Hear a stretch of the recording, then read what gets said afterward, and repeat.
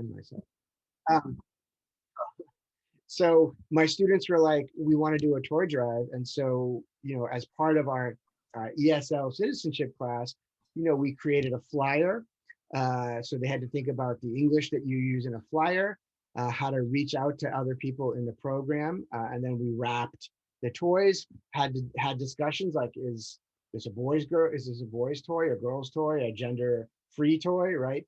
And then another one of my students in that class the next year invited us to volunteer one night at a soup kitchen. And so me and my citizenship class went to the soup kitchen and served folks, unsheltered folks coming to the soup kitchen, right? And so by doing that, using their English in real ways, particularly around being citizen, what does it mean to be a citizen, right? Not only to be able to vote, but being a citizen means participating in the life of your community. So since I've been at Make the Road, my students have been interested in a couple of different things. So you might have heard that New Jersey passed the law after 20 years of advocacy to get people who are undocumented or out of status the ability to get driver's licenses. So my ESL class created videos and wrote letters on that issue. Elizabeth, which is where Make the Road New Jersey is located, also a couple years ago passed legislation where Elizabeth residents can get ID cards, municipal ID cards, which allows them to go to their child's school, right? Which allows them to go to the library and things like that. And my students made videos that were actually shown before the city council during the debate for the topic, right? And so to do that, it took us 2 months, 3 months, but we combined the English work with their interest in the municipal IDs. So I never choose the advocacy topics unilaterally. I always go to my students and say, what are things that you're talking about? What are things that you're kind of interested in? So the first one that I'm going to share was about wage theft, right? So my students talked a lot about this, right? That as undocumented folks, as immigrant workers, often getting taken advantage of by employers and wondering what it is that you can do. Make the Road New York, which is the parent organization, if that's the correct word, a few years back, was involved in an effort to get supermarket workers in New York City back pay, right? So this is not unheard of, right? So I'm going to share this little mini curriculum, and then if you're interested, I can send you the PDF of this later. So give me 1 second. My computer is trying to do too many things at one time.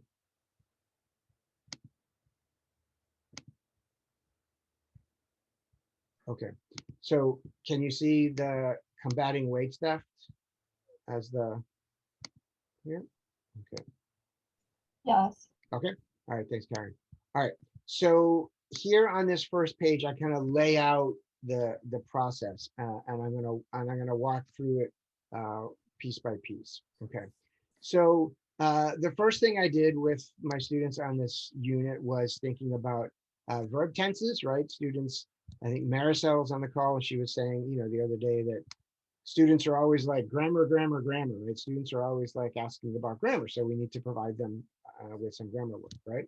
So, so I started with a verb tense review, and then clearly integrating employment-based work into the vocabulary as we're doing the verb tenses, right? So I earned $10 an hour at my job last.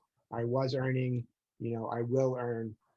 And then starting to introduce vocabulary like deserve, right? So I deserved more money, I deserve a raise, and I will deserve a promotion, right? So to earn and deserve, kind of two related and sometimes dichotomous verbs, right? So, and then, here's a chance for my students. All right, so here's the English verbs that we're talking about, and what are they going to look like in Spanish? This is pretty traditional, ESL work, but I'm just thinking about the vocabulary to kind of plant some seeds for the conversation. And then here, kind of reviewing them and having the students do their own sentences. Okay, so then I created 6 workers: Pedro, Lucia, Juan, Lorena, Stephanie, and Joseph, right? And then asked students to describe what was going on at this job. For those of you who have been in the field for a while, certainly back in the day, anytime you had immigrant workers in books, they were falling off ladders, they were tripping over buckets, they were going to the emergency room. It seemed like every immigrant worker in an ESL textbook was getting injured all the time, right? Very problematic and racist description of immigrant workers. So here I'm having my students create these workers and talk about what they do, right? So I cook, I clean, I work with kids, I do nails. And some of these jobs were chosen because this is the type of work that I know that my students do, right? So my students in the class, some of them are housekeepers, some of them are nail technicians, some of them work in grocery stores. There's no carpenters, but there's like engineers and that kind of thing. Very interesting that when we were doing this, students did not recognize what Joseph was doing right away. I mean, taking a look at, is that photo big enough for you to see? I mean, just taking a quick look at it, does it read like supermarket clerk to you, or does it read like something else? So this is something that I would go back and change if I, the next time I would do this lesson. I think the face mask makes it confusing at first. Yeah, like I thought it was, I thought, oh, he's a stock clerk and he's an essential worker. But students are like, oh, he's working in a warehouse, or, these various other things. So yes, Ryan, I thought he's stocking shelves, but a lot of students thought he was working in the warehouse. So, so I had to kind of to work through that. All right, and so then, here's the past tense, and then here's two people working, different times, and then two people working at the same time. So we get the past progressive, right? So it's always fun to talk about the progressive tenses. Not as fun as it is to talk about the perfect tenses. I love talking about the perfect tenses. Perfect tenses are endlessly fascinating. I'm not being sarcastic. I love thinking about the perfect tenses. And then here's the future. All right. So then still fairly standard ESL lesson. So then we started thinking about fair wages. All right. So here's Pedro. What's his job title? So here's the description of what he's doing and what's a fair wage, right? So in the chat, why don't you put in what do you think a fair wage is for somebody that's a cook in a restaurant? And then we can compare and see what my own students thought is a fair wage for somebody that's cooking in a restaurant. Okay, Kathy's weighing in at 18 an hour. Hopefully an hour, Kathy, and not per day.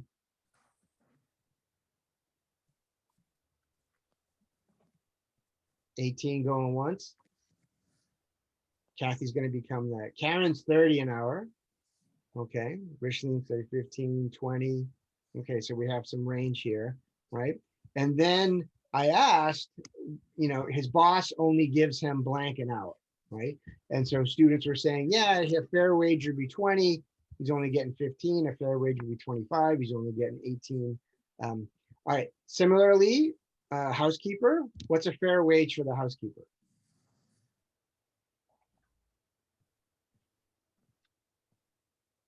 Yes, cooks are under a lot of stress. I understand that working in a kitchen is one of the more demanding jobs out there.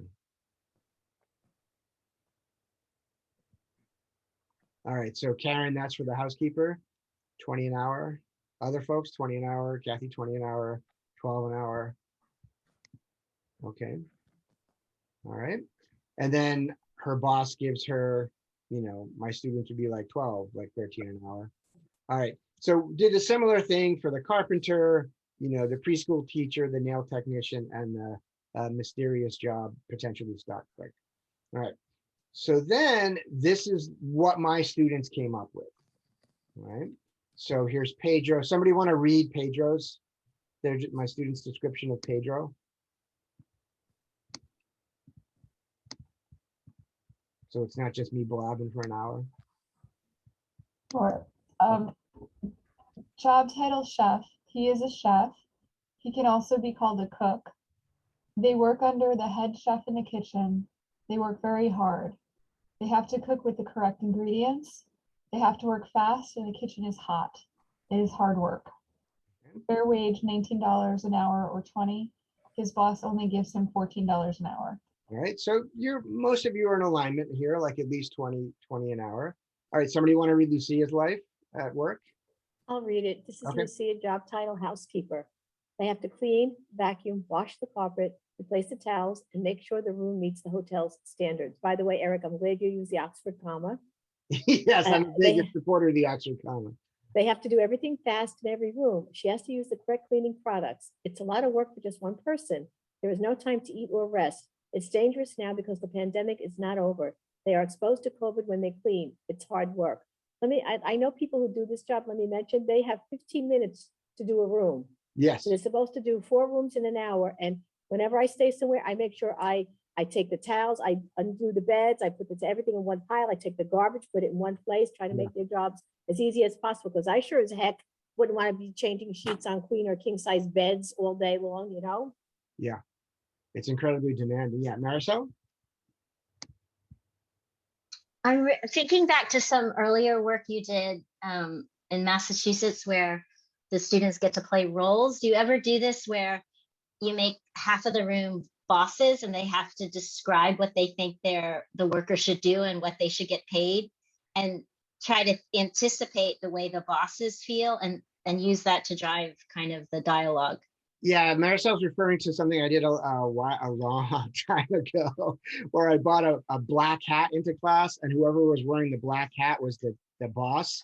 And my students were able to quickly adjust their style of speaking and their register. People know what it is to sound like a boss.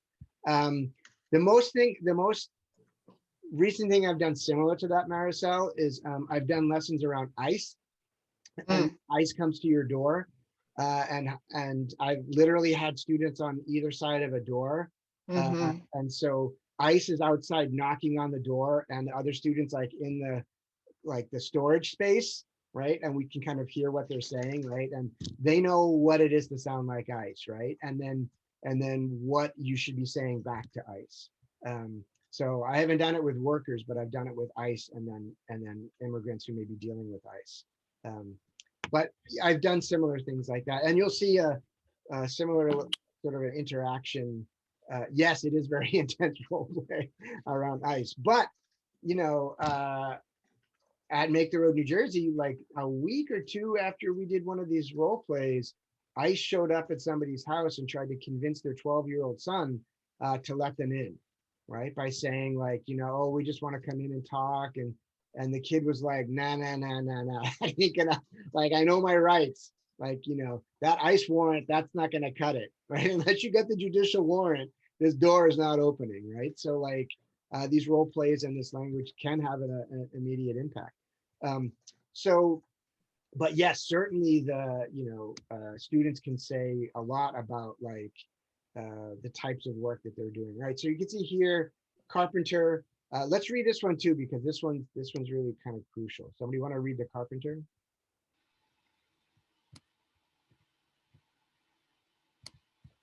I'll be your carpenter. Okay.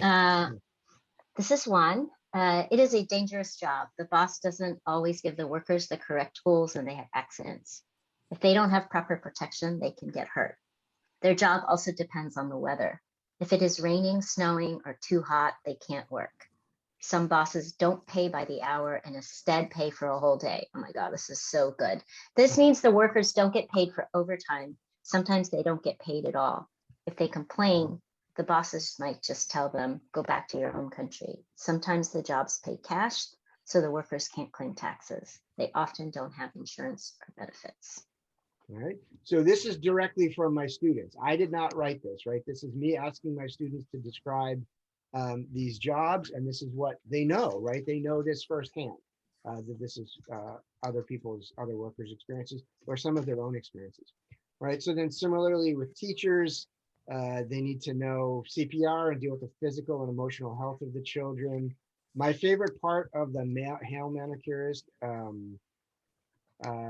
they have to deal with the customers who are not happy with designs. You need a good location to get good tips. Some people are cheap, And so they're talking about some people come in, you got to work with these dangerous chemicals, and then people give you a terrible tip. Having terrible cuticles and nails and having never been in a nail shop, I don't know what a good tip is, but apparently people aren't leaving good tips. And then here's the stock clerk. They have to carry heavy bags. They have to check for the damage to the expired products, right? So here's the difficult parts of these workers' jobs. So then, all right, so then back to the grammar, all right? So here's all these verbs that they came up with in talking about the jobs: sweep, dust, paint, organize, right? So what's the past? Because there may be some irregular past tense that they need to learn. And then what's it in Spanish? And then there's a sentence that they could use to do that.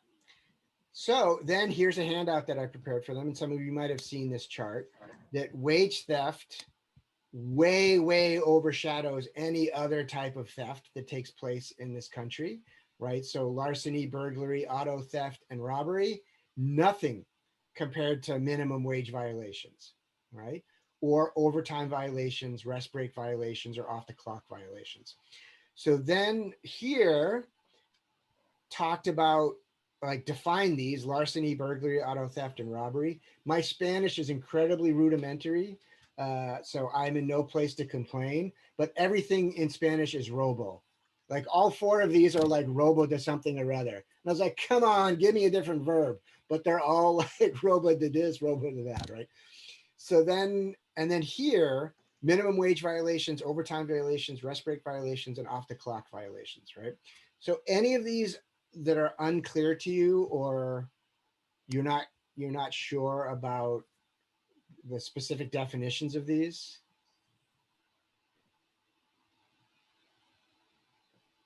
So minimum wage is pretty clear. Overtime violations is what?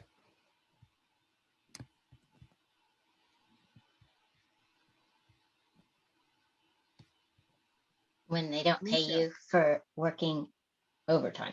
Yeah, well, they don't pay you the bonus rate for the overtime. Rest break violations,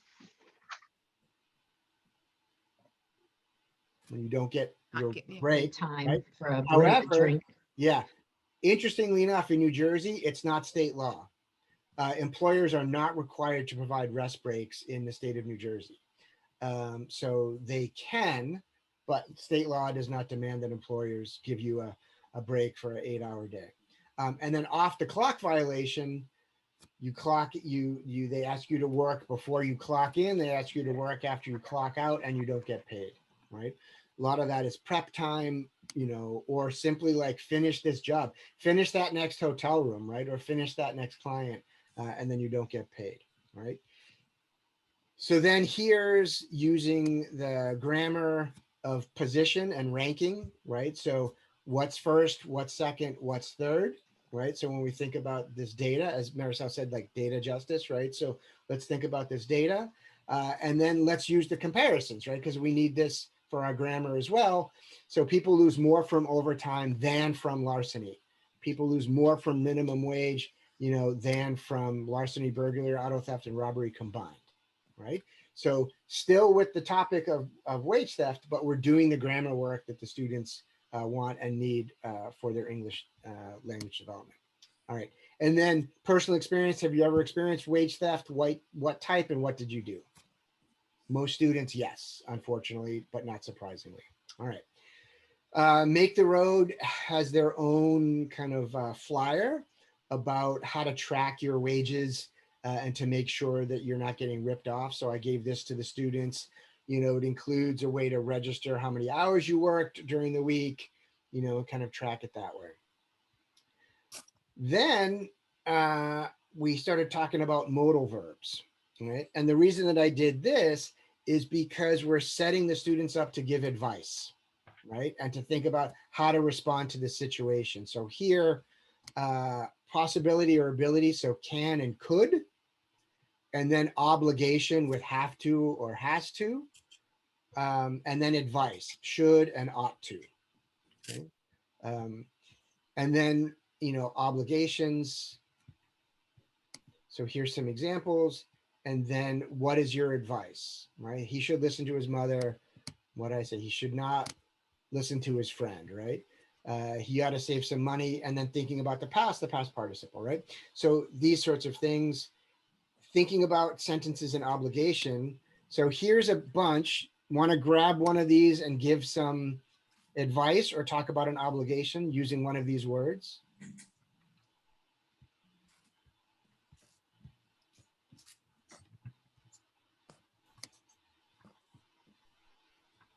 Should, ought to, have to, must not, should not.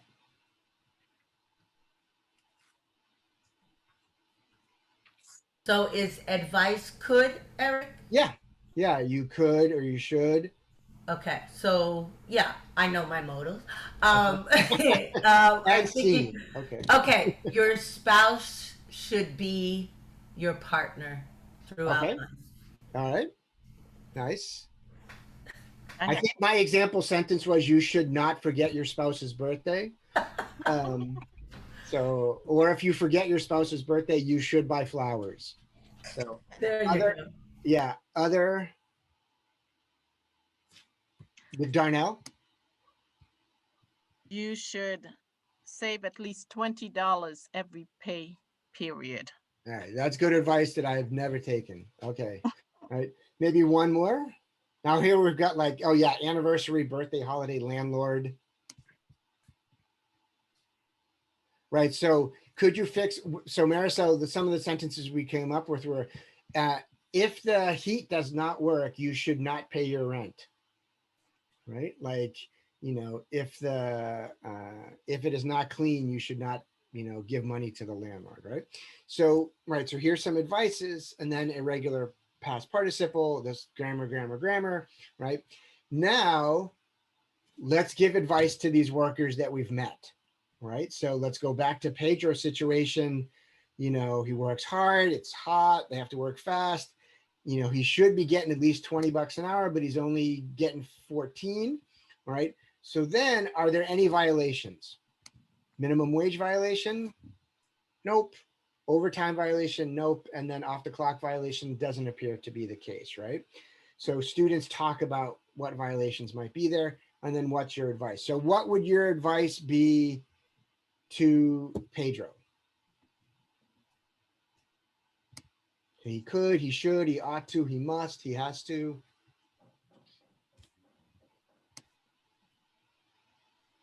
Should tell your boss you want a raise. Okay, that so you he deserve should. a raise. All right, so he should tell his boss he wants a raise. Okay. Other things, other advice you would give Pedro? You should present your Serve Safe certification to your boss. Okay. All right. Yeah, he should keep hydrated. Yes, he should definitely keep hydrated, right? So my students were like, yeah, you know, he should ask for a raise, he should look for a new job, you know, he should take care of himself. All right. Here's Lucia, right? So here's her situation: minimum wage violation, overtime violation, off the clock. We talk about that. What advice would you give Lucia?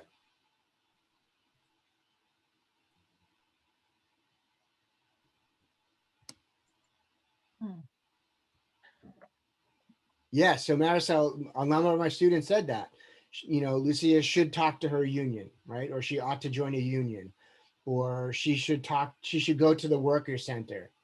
Some of them are like, because we're in-house, they're like, she should join Make the Road New Jersey. Yeah, she should join Make the Road New Jersey, right? So, and then, right, she should ask for appropriate PPE, right? So these types of things, all right? So here's Juan. All right, so now Juan, now we do have violations, right? We have off the clock violations because he's not getting paid all the time.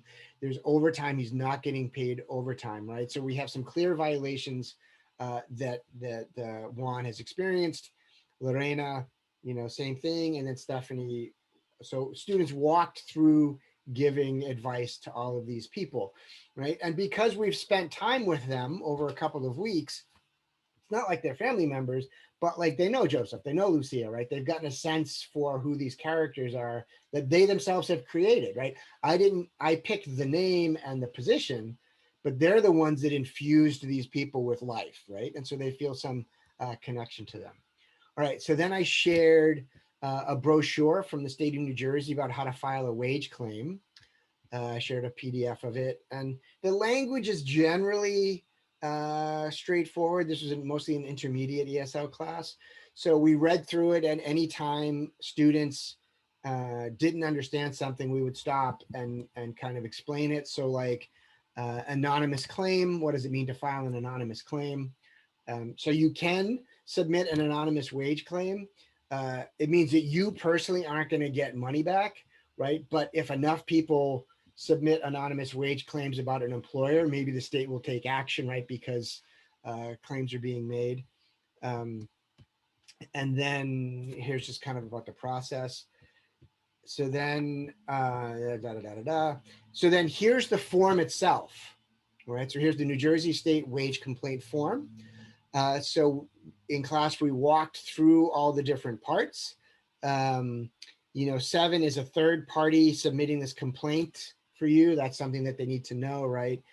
The employer, and then employment details, first day worked, last day worked, rate of pay, job title, right? So to go back to our talk about job titles, main job duties, right? Again, the verbs that you need to describe your job. Are you still working for this employer? Do you still work there?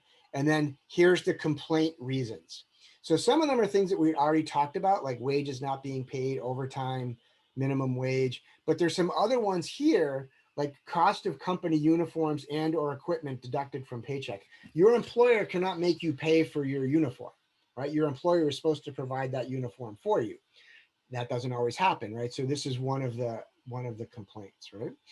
So then we went through this. Did you ask the employer for the money? Da da da da da. And so then, we reviewed what these types of violations are. And then I created more information about each case. So somebody want to read Juan's information? I will. Okay. Juan Sanchez lives at 2001 Elizabeth Avenue, apartment number 4 in Elizabeth. His zip code is 074. His phone number is 555. It's only you. Oops, sorry. You need to put the mask.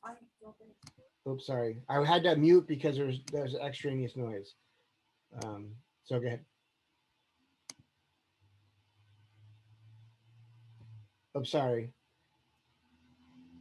All right, Kathy, you want to start again? Sure. Okay. Okay. Start from the beginning or just pick up? Yeah. Okay. Juan Sanchez lives at 2001 Elizabeth Avenue, apartment number 4 in Elizabeth. His zip code is 07114. His phone number is 555-555-5555. He is a roofer. His job is to remove old shingles and install new ones. He works for Cheap Roofing. They are located at 1 Bank Street in Elizabeth. His boss is named Dan Counts. Juan gets paid $12 per hour. He worked 50 hours each week in August, but he did not get paid. He also did not get paid overtime. He stopped working for them and wants his money. All right, thanks. So here's the situation with Juan. I did a similar thing for Lucia. I named her boss Kathy Rude because I thought that would be funny. Stephanie works for her boss is named I'm a Wolf. So I created these fake companies. I made the zip codes correct for the towns, right? These aren't real streets.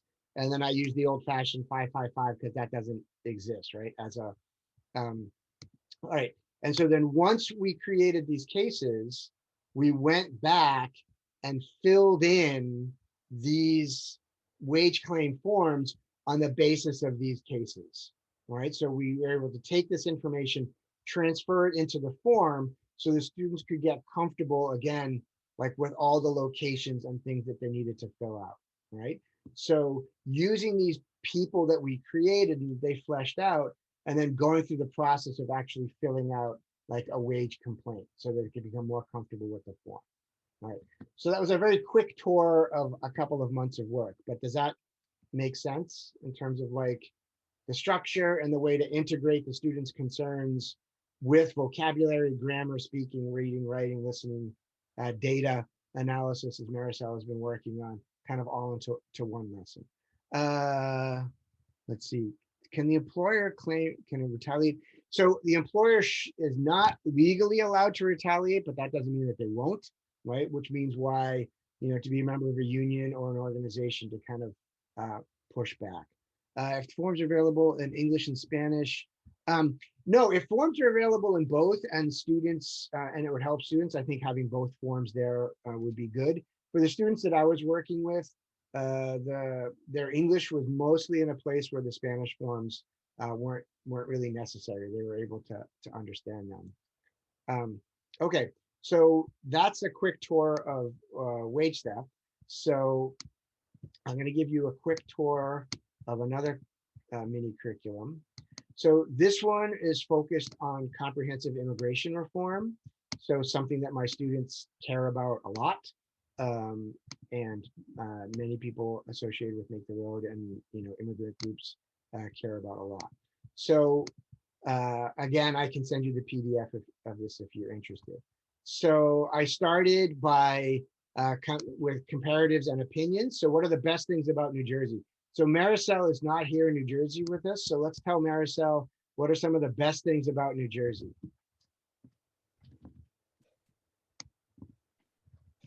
Well, you get someone else pumps your gas. Yeah, yes, bagels.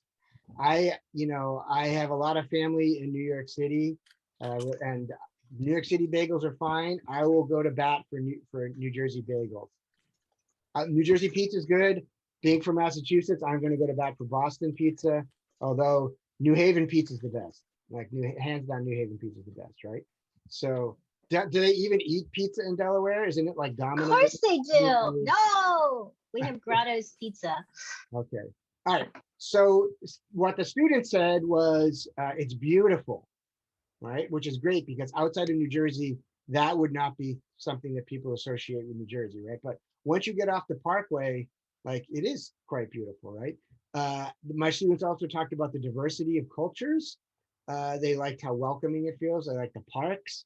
Things like that. So then the next question I had are what are the most important things immigrants contribute to the community? So often when we talk about immigration issues, it's like, what are the problems they're facing, which is important, but let's start with like what they contribute, right? Instead of what they're dealing with. So what are things that they contribute to the community? What are the most urgent issues facing immigrants? What are the most effective ways for immigrants to fight for their rights? And what are the most helpful things non-immigrants can do?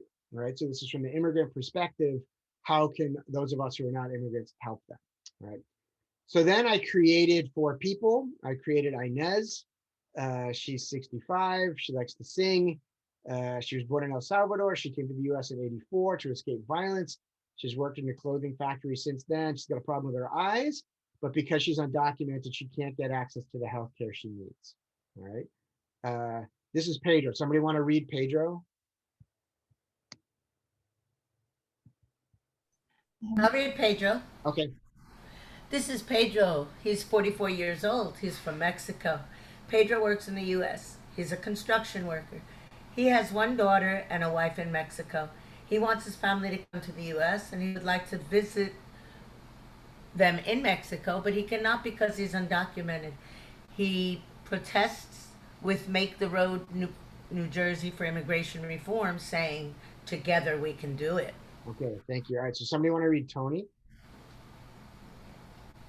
I'll read Tony. Okay. This is Tony. Tony is 16 years old. He's from the Philippines. His parents brought him to the US when he was 3 years old.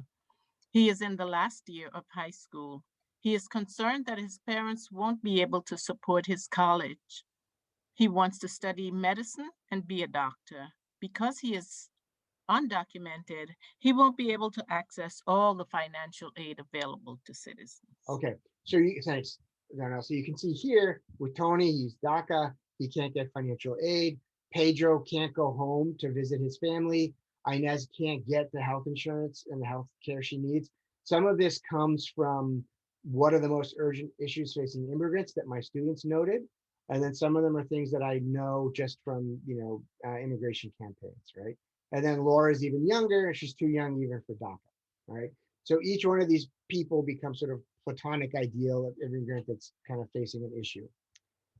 So Make the Road New Jersey each year votes on what issues it wants to take on as an organization. And in 2021, this was the Respect and Dignity platform. So this was the first, the idea of passed legislation that would provide an inclusive and swift pathway to citizenship for all. Okay, somebody want to read this aspect of the Respect and Dignity platform?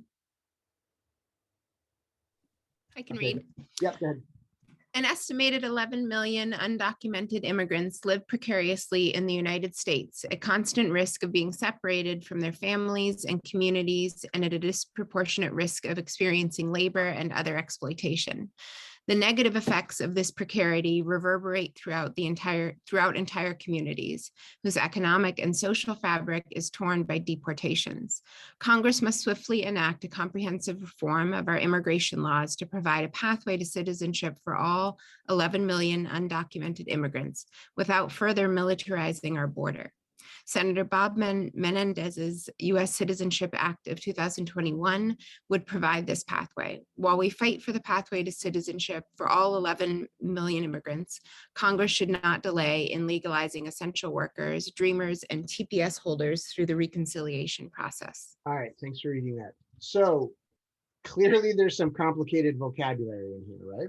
So I want my students to be able to talk about this in their own words in ways that they understand, right? So that they're not just parroting sentences that they've heard. Looking at this, what are some of the more complicated vocabulary that you would focus on, and what some of the complicated vocabulary that you would be like, don't worry about it. Like, it's just not that important to get the overall gist of this. And then I can tell you which ones I focused on and which ones I jettisoned.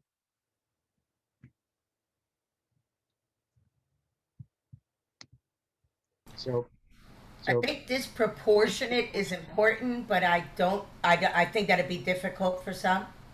So I agree it's important, and we talked about it.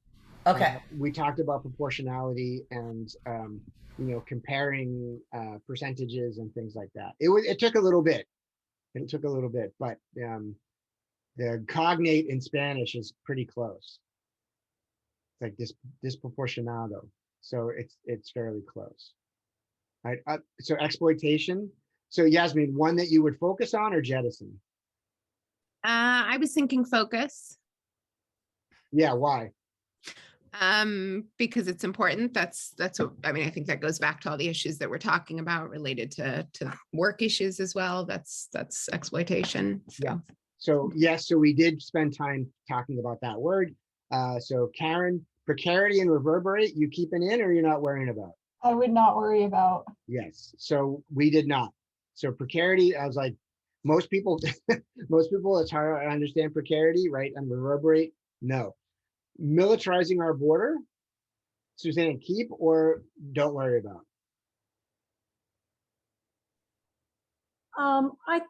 I do think that that's important because it's, I don't know, well, I thought it was important. Yeah, no, I agree. My students agreed, right? And we talked about militarization. The social, I tried to explain the metaphor of tearing the social fabric. I don't think I did a good job. That's a difficult one. It's hard. It's hard. I thought it was an important idea to think about community and how community is pulled apart. Woven. And they, I think they were polite and stuck with me, but I don't think I did a good job talking about that. All right. So we talked about this, so it doesn't just stay as like something that somebody else wrote, right? But so they can understand it and then talk about it to somebody else. Similarly, same thing with putting New Jersey residents on a pathway to citizenship, mindful of the time. We did a similar thing where like, what language do we need to really focus on and what language is not so essential, okay?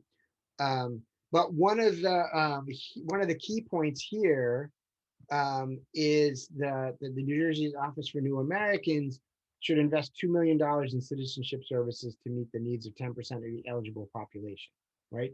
So the idea that, you know, even if New Jersey, the state, puts a lot of money into this, it's going to be scratching the surface, right? So yes, and the DREAM Act. So one of the reasons that I introduced Tony and Laura up here was so that we can talk about the nuances of the DREAM Act, who's eligible for it, who's not eligible for it, you know, and then what it does. All right.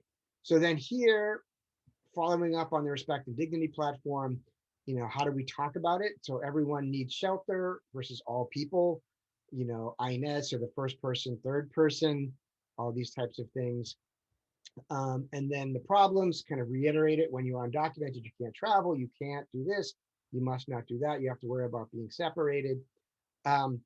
Then here's two dialogues, right? So somebody want to be the immigrant advocate and somebody want to be the person, the random person that they're talking to.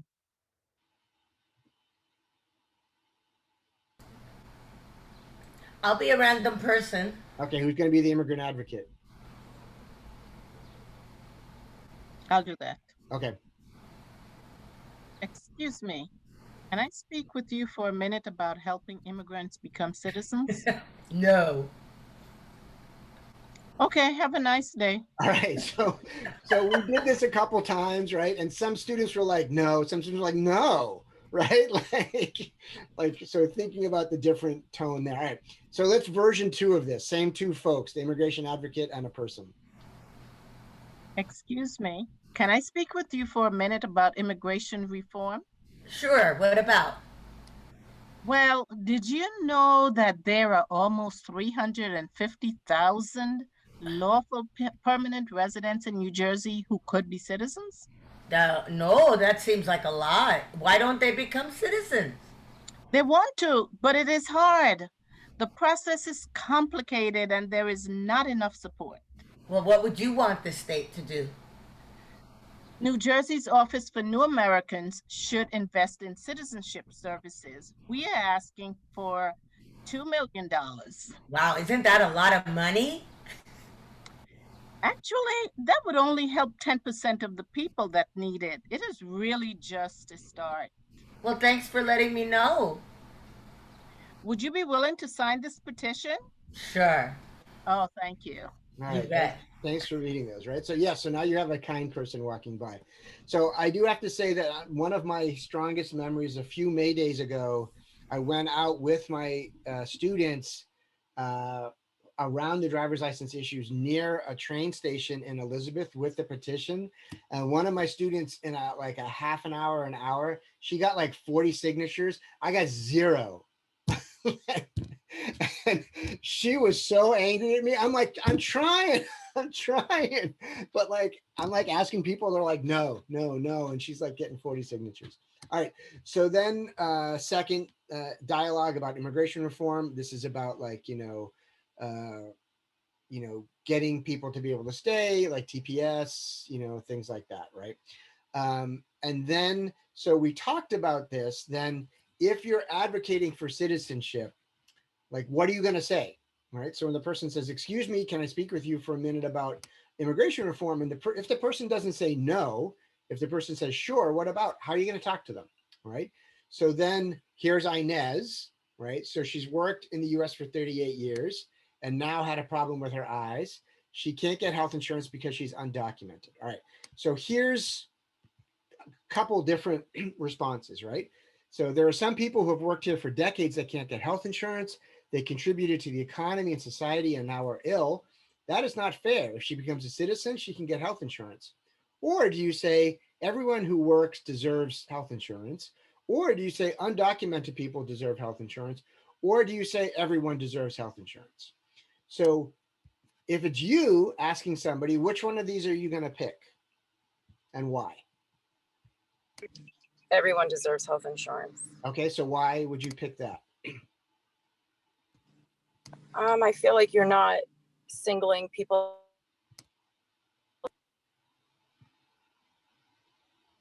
Oh, I think we lost you, but you Their have. guards up. Okay. All right. Other folks, which one would you pick and why? Think about conversations you've had around the dinner would- table with your relations. I would, would pick everyone who works because that topic up there is covering workers. Okay. All right. Other folks, which one would you choose and why? there are some people who have worked here for decades that can't get health insurance. Okay. Why would you pick that one?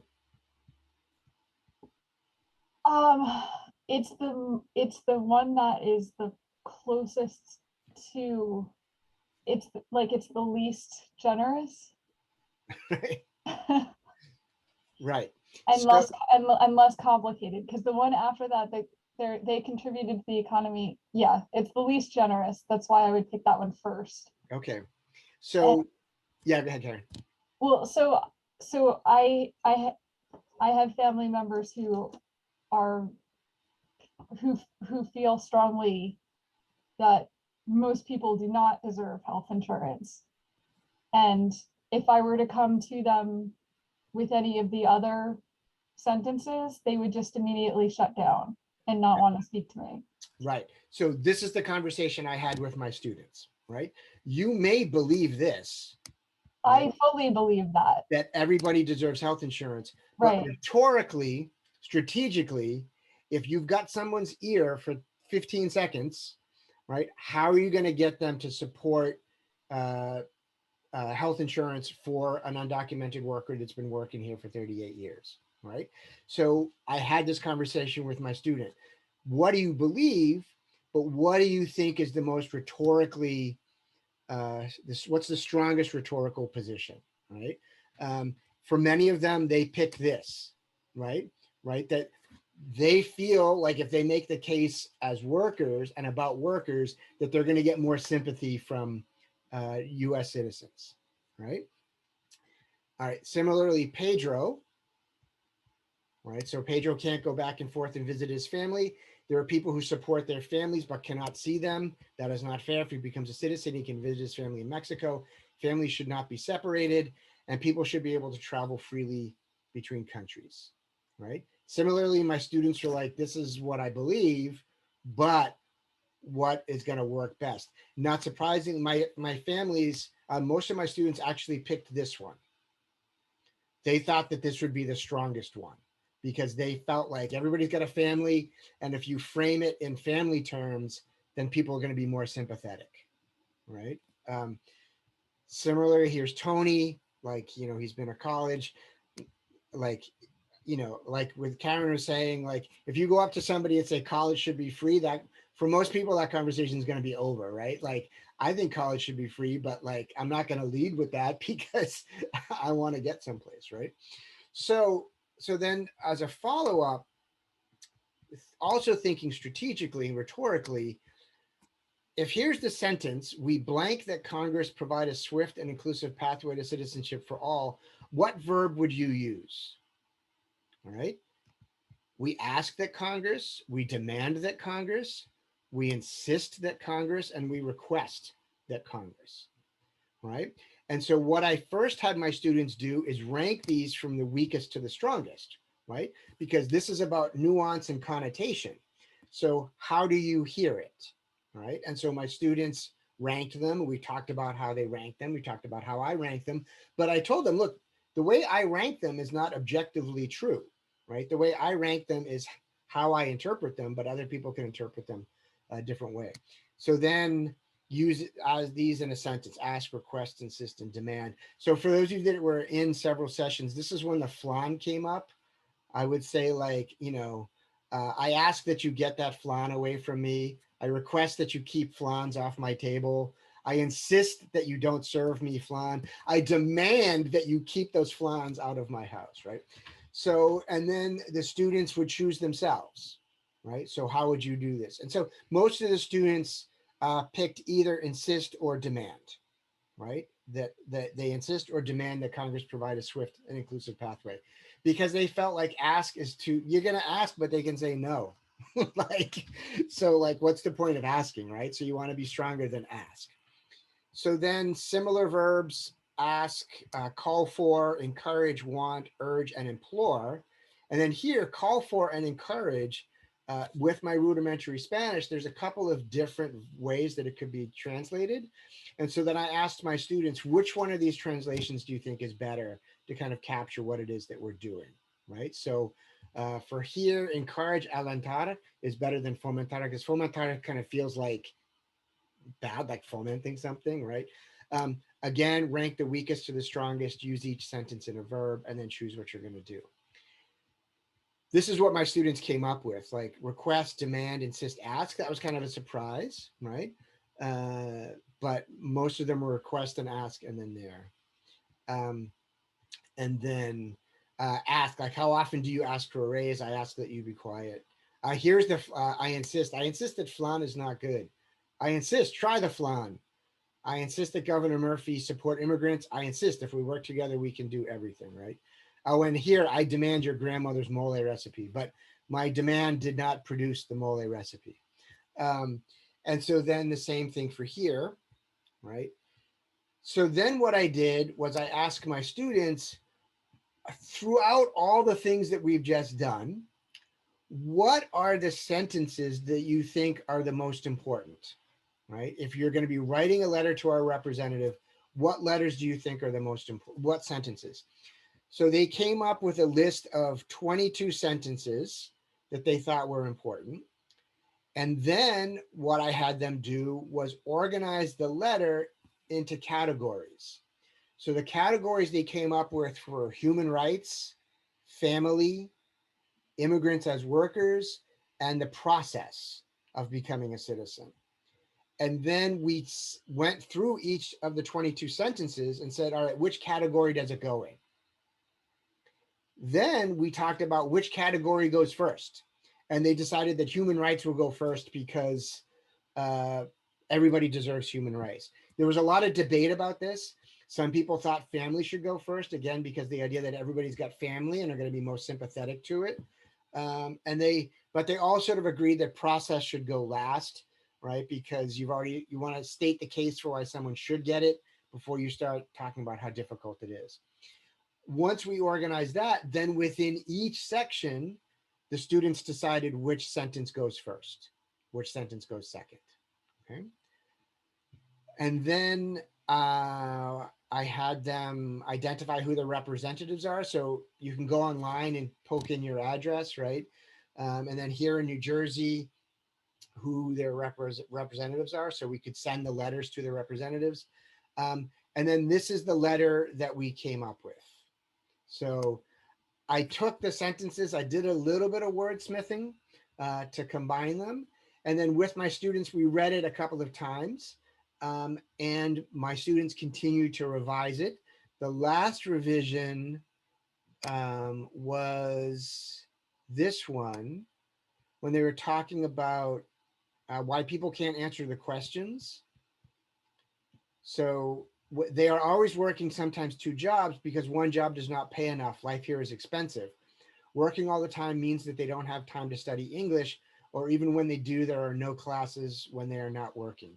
Interestingly, what my students wanted to add was this part, that because one job does not pay enough, life here is expensive.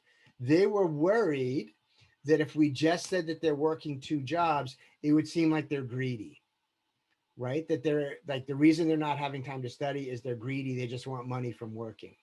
And so they were like, we're not greedy. We just can't afford to live here. And that's why we're working two jobs. So we added that there, right? So I printed these out and mailed them to each one of the representatives. I couldn't email them because if you've ever emailed your rep, they want to know where you are and you need to be in their district, right? And I'm only in one of their districts. So I could email the Booker and Menendez, but not the reps. So I printed it, signed it. I wrote a cover letter, signed it, and then sent it to them. And then also, what I did was I created a Google Doc, a Google form. So here's the Google form, which has the letter. And then people can sign on in support of my students demanding comprehensive immigration reform, right? So to date, we have 88 people that have signed on in solidarity with my students.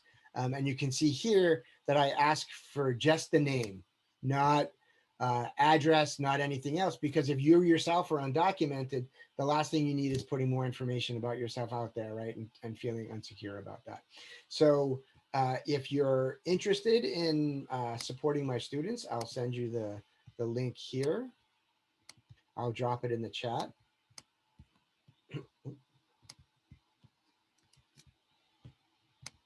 If I can get back to the chat.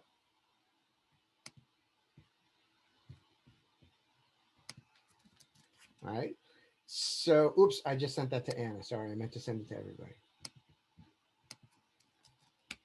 All right. So that's my quick overview of the comprehensive immigration reform, right?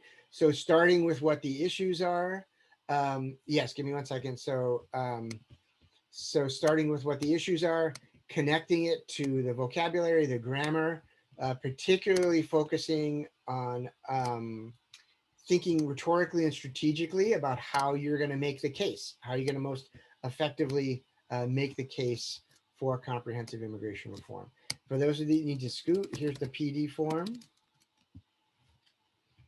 Right, and I'm certainly happy to hang around and talk to folks. I know it's past the time due, but we have no other sessions. This is the last session, so I have no place else to go. So hopefully that wasn't too quick, but you got a sense of how it worked in both those cases. You know, each one of them took a couple of months. I meet with my students once a week. And so, and this was not the entirety of what I would do each class. For those of you that know, I also do this ongoing kind of soap opera that's like a dictation reading comp thing where students create. I end it with a cliffhanger, and then the students give me ideas about how to move on to it next, right? So, you know, even if we're doing work on social justice issues, it doesn't mean that it's all like serious stuff. Sometimes we have fun with things like mole and food. So any questions about either one of the lessons, either one of the mini curriculum?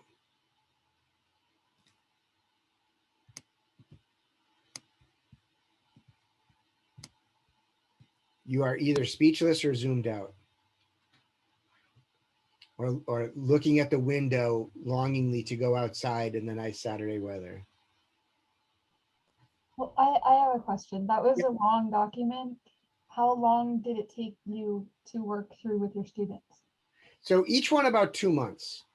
Okay. And then the letter itself was about 3 weeks. So maybe it was a little bit longer than 2 months, but that last final letter, I really wanted to make sure that the students felt like ownership of it, right? Because they're the ones that chose the order. They're the ones that chose the sentences.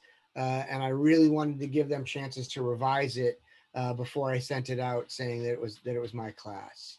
You know, and they continued to talk about like I said, like up until the last time, like how to revise it and what they thought was appropriate.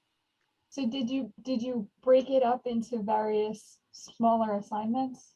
Yeah. So each one of those, you know, each one of those pages, maybe every 2 or 3 pages was like 1 week. Like here's a week on like vocab. Here's a week on like the obligate. Like here's the workers, for example, and then here's a week on like the modal verbs. And we're not dealing with the workers. We're just working on modal verbs, right? And some of those weeks, I would also have worksheets from, you know, previously published texts, you know, that had additional work on that. So I didn't copy those because I don't have the copyright on those, right? So, but I supplemented the work that I was doing and creating with some handouts and materials that were already done. So not sure what we're going to do in September. You know, I'll find out with what my students care about. Again, following their lead. The one I should have done it ahead of time, but you know, the links for the municipal ID, we had similar conversations like, how are you going to make the case, right? So it's like, and it often comes back to families. You know, like my students really think that's their strongest case is families, and then economics, right? What immigrants contribute in terms of taxes, how immigrants work hard, they're essential workers, and that kind of stuff. And it's great because they don't all agree on the rhetorical strategies, right? And so we have discussions about, why we would do that, why they would pick certain things. Other thoughts? I think these resources are great. They're just totally awesome. All right. And you can do it too. You just pick a That's what topic. I tend to do. Pick a topic, find the text that your students are going to have to work with, right? Either a wage claim form or writing a letter, and then you work towards that goal, right? That backwards design, right? So where are you going to get? And then think about how you're going to get there, right? So I'm going to share this with a grassroots organization that I belong to also, because we've done some work presenting workshops about know your rights. Yeah, I have another one. I have an earlier one on the know your rights that has the dialogue of like, what do you say when an ICE officer shows up? What are your rights? Particularly with ICE, right? There's those cards that you can have, their multilingual cards, right? So that if you don't have to speak to an ICE officer, you just give them the card and be like, no, not talking to you. Thousands of those. Not talking to you. So. Oh, and we did a lot of role playing. Yes. Maybe you want to get on the stage. Yeah.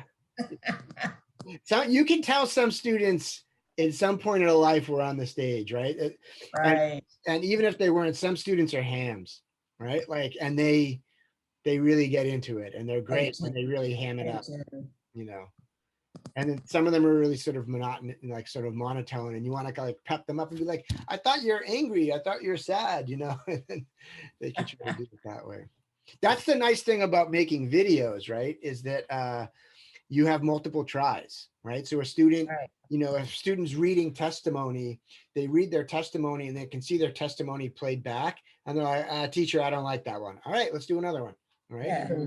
And then that way they can see it that way. So for those, I just used iMovie and slapped some, subtitles on it, and not to translate what they're saying, but to like highlight the point that they were making, right? And then like the transitions.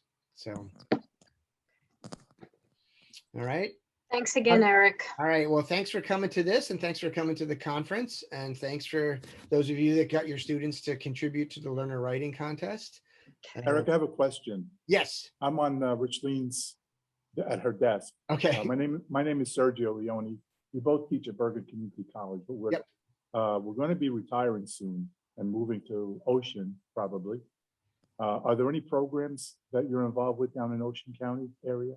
I'm not involved with Ocean. I know Monmouth? that. No, Make the Road has offices in Passaic, Elizabeth, Perth Amboy. They're thinking about getting one like in the Trenton, Camden area.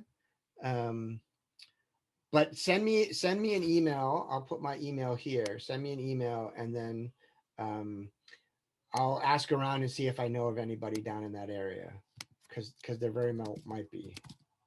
This is the general NJAL mail. And I'm generally the person that reads the NJAL mail. And then this is my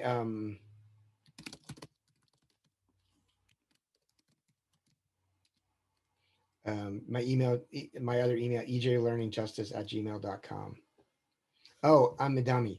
The other thing that I should have shared, and I can share this out when I send the email out, is, let me see, give me 1 second.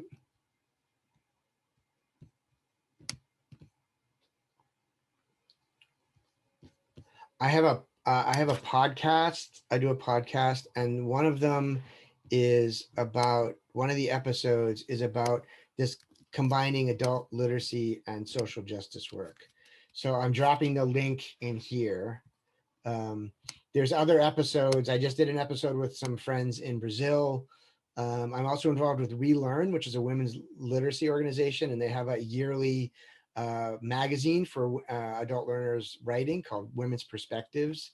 And Marisol had one too. I should have done that too. I'm a dummy. All right. But so yeah, that's the link for that. And then if you send me an email, I'll try to find somebody in Monmouth or Ocean that does this kind of work. Okay, I appreciate that. Thank you. Okay. All right. And so for those of you that if you want to save the chat, you can click the 3 dots and then save chat, and then it'll the chat will download to your computer.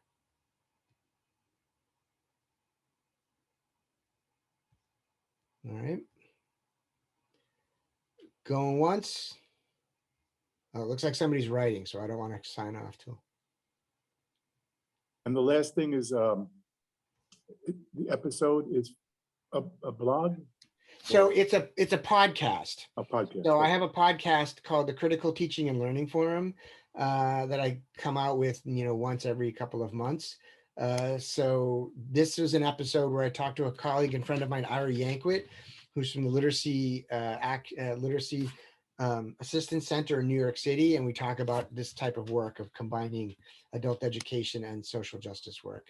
I have an episode coming out probably this weekend that I recorded with a gentleman who was incarcerated for about 30 years and was reading and basically, did adult literacy work while he was incarcerated and did a lot of writing.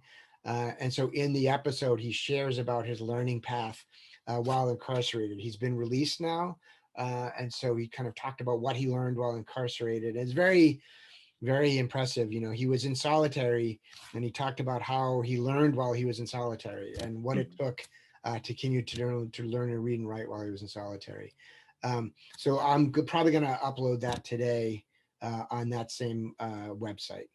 So this is the, let's see.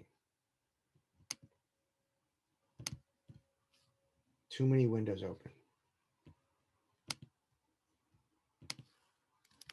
This is the general address for the podcast where you can see all the different episodes. So it's just anchor.fm/CTLF podcast. Got one in there about a friend of mine about using music in the classroom, comic books, like a variety of things. So, all right, well, keep doing the good work that you all are doing. I look forward to seeing you possibly if we am able to organize some webinars over the course of the year, but then certainly at next year's Angel conference and then hopefully some of your writers participating in the contest as well.